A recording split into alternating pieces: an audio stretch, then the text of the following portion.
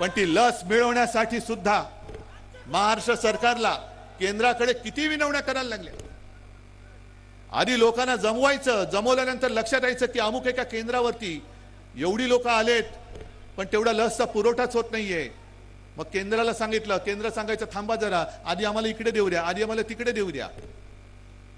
हे सगळे तुम्ही सगळे चाळे केलेत।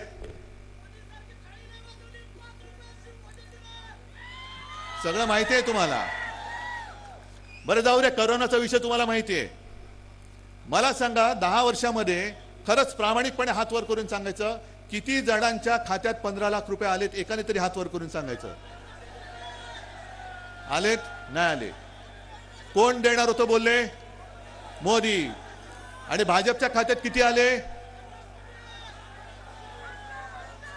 निवडणूक रोख्यातून किती आले? मोजायच्या पलीकडे आहेत, 8-10 हजार कोटी। मग आजचे दिन कोणाचे आले? आणि पुन्हा आणखीन देणार परत त्यांना मत। आता आणखीन एक गोष्ट सांगतो, निवडणूक रोख्यांचा घोटाळा हा जगातला सगळ्यात मोठा घोटाळा आहे असं कोण बोललं तुम्हाला माहितीये?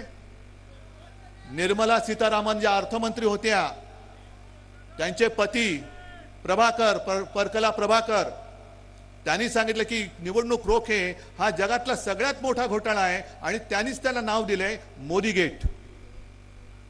अहो मोदीजी, तुमच्या मंत्र्यांचे पती बोलतायत, आता पाठवा ना ईडी त्यांच्याकडे, पाठवा ना त्यांना तुरुंगामध्ये। आणि त्याच्या पलीकडे जाऊन सांगतो, जर कोर्टाने हा घोटाळा उघड केला नसता, आणखीन 10,000 कोटीचे रोखे छापून तयार ठेवले होते, आणखीन देश लुटायला यांनी तयार ठेवला होता। कोरोना काळामध्ये पीएम केअर फंडाच्या नावाने जो लाखो करोड रुपयांचा घोटाळा केला तो वेगळाच आहे, तो वेगळाच आहे, त्याच्याबद्दल कोणी विचारायचं नाही। हा म्हणे प्रायव्हेट फंड आहे, प्रायव्हेट म्हणजे काय? पीएम म्हणजे कोण? आणि उद्या पंतप्रधान मोदी नसणार आहेत, मग तो फंड कोणाकडे जाणार आहे? आणि प्रणिती, तू जे काय बोललीस की इथल्या शहरातल्या लोकांना सुद्धा धमक्या येत आहेत, ईडी, इन्कम टॅक्स, सीबीआय, एक 4 जून पर्यंत थांबा, हे सगळ्यांचं आपल्या हातामध्ये येणार आहे। 4 जून पर्यंत थांबा। आणि हातात येणारे नाही, तुम्ही सांगायला पाहिजे की आम्ही हातात घेणार आहोत।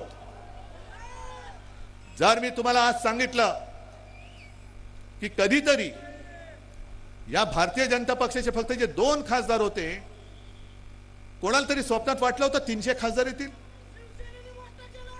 300 खासदार येतील वाटलं होतं? मग 2चे 300 होऊ शकतात, हे कोणी केले? तुम्ही, आम्ही आणि जनतेने केले। मग जे 2चे 300 करू शकतात ते 300चे पुन्हा 2 नाही करू शकत? आणि 2 खासदार तर आलेच पाहिजेत, 2 खासदार तर आलेच पाहिजेत। कोण 2? हे जे 2 फिरतायत दादागिरी करत, हेच 2 आले पाहिजेत। आणि त्यांच्यासमोर सुशील कुमारजी, संपूर्ण आपलं इंडिया आघाडीचं सरकार बसलं पाहिजे। तमाम जे काय खासदार असतील, काय असतील 500-550, त्यातले 2 वजा करा आणि बाकी संपूर्ण इंडिया आघाडीचे खासदार आले पाहिजेत। पण आजपर्यंत आम्हाला असं जे वाटत होतं की देशाला जर का मजबूत करायचं असेल तर एका हाती सरकार पाहिजे, पण एका हाती सरकार दिल्यानंतर आज जो काय अनुभव येतोय, आता एका पक्षाचं सरकार चालणार नाही, एका व्यक्तीचं तर मुळीच चालणार नाही। कारण एका व्यक्तीच्या हातामध्ये जर का सगळा देश दिला तर आजच जो हुकुमशाह बनलाय तो उद्या जुलमी हुकुमशाह होईल। तुम्ही आमच्यावरती जे टीका करता की इंडिया आघाडीचे जे चालले की दरवर्षी पंतप्रधान बदलायचा, अहो दरवर्षी पंतप्रधान बदलायचा, हे तुम्हाला कोणी सांगितलं? बरं, बदलायचे की नाही बदलायचे ते आम्ही ठरवू ना, पण पुढची 50 वर्ष मीच एकटा पंतप्रधान पाहिजे, मैं और मेरा परिवार, म्हणजे मी आणि माझी खुर्ची, बाकी कोणीच परिवारामध्ये नाही। ही एकाधिकारशाही आम्ही या देशात चालू देणार नाही, अजिबात चालू देणार नाही। आणि आम्हाला देशामध्ये सरकार पाहिजे, होय मजबूत सरकार पाहिजे, पण देशातल्या सर्व राज्यांचा मान ठेवून एकत्रितपणे सगळ्यांना घेऊन सबका साथ सबका विकास, सबका साथ आणि दोस्तों का विकास करणारं सरकार नकोय, सबका विकास करणारं सरकार पाहिजे। जसं अटलजींनी चालवलं होतं सरकार, नरसिंहराव त्यांनी चालवलं होतं, मनमोहनजींनी चालवलं होतं, सगळे होतं ना। एनडीए, तेव्हा एनडीए होता, त्याच्यानंतर मला वाटतं यूपीए होता, सुशील कुमारजी तुम्ही गृहमंत्री होतात, तेव्हाही सरकार चाललेलं होतं।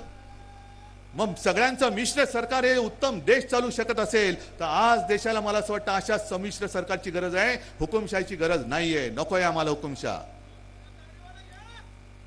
नाही त्याची तर तुम्हीच हजामत करणार, मी कशाला घेऊ. मी चोरांवरती बोलत नाही, गद्दारांवरती बोलत नाही, ज्यांना दिल्लीवरनं चाव्या दिल्या जातात त्यांच्यावरती तर अजिबात बोलत नाही. पण आता तुम्ही सगळ्यांनी मला जरा जोशात सांगायला पाहिजे. मी मुद्दाम म्हणून आलोय प्रणितीला, मला माहिती नाही मी किती तिच्यापेक्षा मोठा आहे वयाने.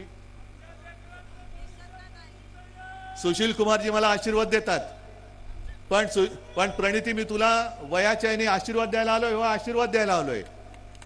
प्रणिती तुला मी तुझा मोठा भाऊ म्हणून शुभेच्छा द्यायला आलोय, हो तुला शुभेच्छा द्यायला आलेलो आहे. आणि हे सगळे माझे तुझे सगळ्यांचे मोठे भाऊ, छोटे भाऊ, बहिणी, माता भगिनी इकडे बसलेले आहेत, हे सगळे इकडे तुला आशीर्वाद द्यायला आलेले आहेत. आणि आशीर्वाद नुसते शाब्दिक नकोय. हे जे काय मला माहित नाही उमेदवार समोरचा कोण आहे, बाहेरून पार्सल आणले म्हणतात. म्हणजे सगळं काही इकडनं जे बाहेर नेत आहेत, महाराष्ट्राचे उद्योग बाहेर नेत आहेत, पण कांद्यावरती निर्यात बंदी अजून आहे. तशी आता ही इथली जे काही बाहेरनं आलेले उमेदवार आहेत त्यांची निर्यात करून टाका, परत देऊन टाका. त्याच्यानंतर जे बाहेरची पार्सल जी येतात इकडे ना, त्यांना सांगा इकडे सोलापूरकर समर्थ आहेत, सोलापूरचा जो माणूस आहे तो अस्सल सोलापूरकरालाच यावेळेला निवडून देणार. आणि सुशील कुमारजी, तुमची कारकीर्द, तुमच्यावरती प्रेम करणारे असंख्य इकडे सोलापूरकर आहेत. आडाम मास्तर इकडे आलेले आहेत. मला आता मगाशी भैया देशमुख भेटले, ते सुद्धा पाठिंबा द्यायला आलेले आहेत. सगळेच सोबत आलेले आहेत. राष्ट्रवादी आहे, आप आहे, सगळेजण एकत्र आल्यानंतर मला प्रणितीचा विजय नुसता साधा सुद्धा नकोय. तुम्ही मला हात वर करून सांगायला पाहिजे की समोरच्याचं डिपॉझिट जप्त करून आम्ही प्रणितीला विजय करून देणार. आहे ठरलं सगळ्यांचं? नक्की. मग विजयाच्या सभेला येऊ. चला, माझं वचन आहे, विजय झाल्यानंतर सुद्धा मी तुमच्या दर्शनाला आल्याशिवाय राहणार नाही. पण तत्पूर्वी प्रणितीला विक्रमी मताधिक्याने निवडून द्यायचं काम, ते पुण्य काम तुम्ही कराल ही खात्री बाळगतो आणि आपली रजा घेतो. जय हिंद, जय महाराष्ट्र.